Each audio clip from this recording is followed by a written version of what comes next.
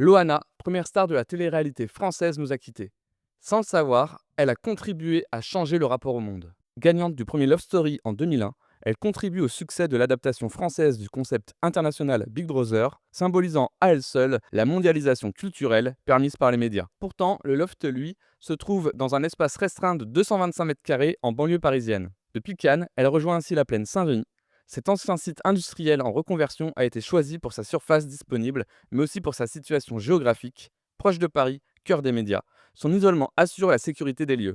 Les studios de production, y compris ceux des Prime, étaient situés à proximité du loft, permettant un direct permanent et une économie d'échelle. Bien qu'isolé, le loft restait totalement connecté au monde. 24 heures sur 24, 26 caméras et 50 micros transmettaient en direct ce qui se passait. Un espace spécifique se démarque au sein du loft, le confessionnal. Il permettait aux candidats comme Loana de s'exprimer face caméra et de renforcer la connexion au public. C'est cependant ces ébats dans la piscine avec Jean-Édouard qui ont contribué à faire de Loana et de Love Story un phénomène de société. Un nouveau rapport au monde s'instaure, teinté de voyeurisme, où frontière entre la vie privée et publique tend à disparaître, et où les téléspectateurs vivent par procuration, derrière leurs écrans, tout en interagissant avec leurs modèles.